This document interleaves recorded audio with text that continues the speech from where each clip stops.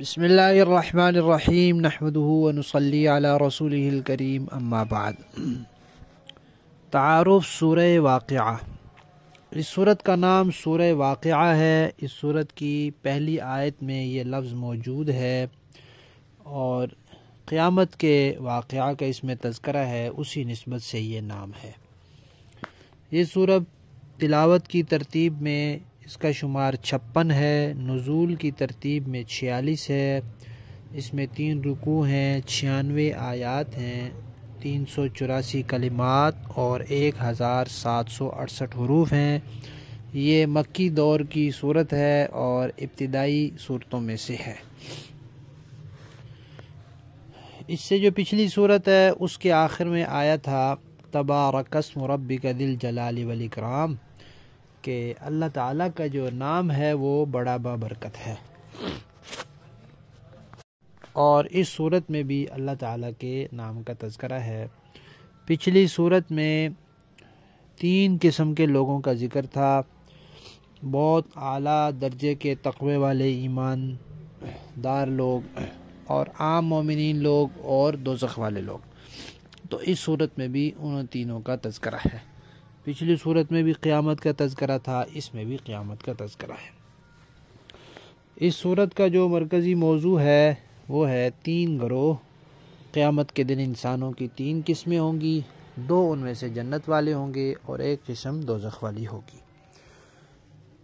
کیونکہ یہ مکی صورت ہے تو اس میں بھی توحید، رسالت، قیامت، قرآن پاک کی صداقت، ان چیزوں کا ذکر آیا ہے۔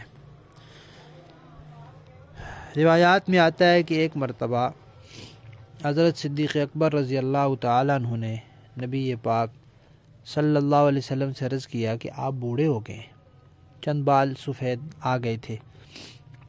تو آپ صلی اللہ علیہ وسلم نے فرمایا جی مجھے سورہ ہود، سورہ واقعہ، سورہ مرسلات، سورہ نبا اور سورہ کوثر نے بوڑھا کر دیا۔ حضرات علماء کرام لکھتے ہیں کہ ان صورتوں میں قیامت کا تذکرہ ہے، قیامت کے احوال ہیں، تو اس لیے آپ نے ان کا تذکرہ فرمایا۔ اور ایک واقعہ لکھا ہے کہ حضرت عبداللہ بن مسعود رضی اللہ تعالی عنہ جو کوفہ کے گورنر تھے، حضرت عثمان رضی اللہ تعالیٰ عنہ کی خلافت کے دور میں وہ بیمار ہوئے، تو حضرت عثمان ان کی عیادت کے لیے تشریف لائے۔ اس لیے کہ حضرت عبداللہ بن مسعود جو ہیں وہ صحابہ کرام میں بہت اونچے مقام کے آدمی ہیں، 6 نمبر پر مسلمان ہوئے تھے اور سابقین اولین میں سے ہیں، مہاجرین میں سے ہیں اور بڑے عالم ہیں، بڑے مفسر بھی ہیں، بڑے فقیہ بھی ہیں۔ تو وہ حضرت ان کی عیادت کے لیے گئے اور پوچھا کہ آپ کو کیا تکلیف ہے، کیا پریشانی ہے، کس چیز سے آپ کو پریشانی ہے؟ تو فرمایا اپنے گناہوں سے۔ اللہ اکبر۔ اور پھر انہوں نے کہا جی کہ آپ کو کس چیز کی ضرورت ہے؟ تو حضرت عبداللہ بن مسعود نے کہا کہ اپنے پروردگار کی رحمت کی ضرورت ہے۔ تو حضرت عثمان نے کہا کہ میں کوئی طبیب آپ کے لیے انتظام کروں کہ آپ کا علاج کرے؟ تو حضرت عبداللہ بن مسعود نے کہا کہ حقیقی طبیب اللہ تعالیٰ ہے اور اللہ تعالیٰ نے مجھے بیمار کیا ہے، تو اللہ کی رضا پہ راضی ہوں۔ تو پھر انہوں نے کہا کہ میں آپ کی کچھ مدد کروں؟ تو انہوں نے کہا نہیں مجھے ضرورت نہیں ہے، یعنی میں کچھ ہدیہ دینا چاہتا ہوں آپ کو۔ تو انہوں نے کہا مجھے ضرورت نہیں ہے۔ تو انہوں نے عرض فرمایا کہ بھئی آپ کے بچوں کے کام آئے گا۔ تو حضرت عبداللہ بن مسعود نے فرمایا کہ آپ کو میرے بچوں کے بارے میں یہ خطرہ ہوگا کہ وہ بیچارے میرے بعد فقر و فاقہ میں رہیں گے، تو ایسا نہیں ہے، میں نے اپنے بچوں کو سورہ واقعہ کی تلقین کر رکھی ہے اور میں نے نبی پاک صلی اللہ علیہ وسلم سے سنا ہے کہ جو شخص ہر رات میں سورہ واقعہ کی تلاوت کرے گا اللہ تعالیٰ اسے کبھی فاقے میں مبتلا نہیں کریں گے۔ تو یہ سورت جو ہے فقر و فاقہ سے بھی بچاتی ہے اور کسی کو کوئی پریشانی ہو تو اس کے دل کو اطمینان بھی دیتی ہے۔ 3 قسم کے جن لوگوں کا اس صورت میں تذکرہ ہے اس میں سے ایک ہیں سابقین، یعنی اعلیٰ درجے کے تقوی والے، دوسرے ہیں اصحاب الیمین اور تیسرے ہیں اصحاب الشمال، اصحاب الیمین یعنی دائیں طرف والے۔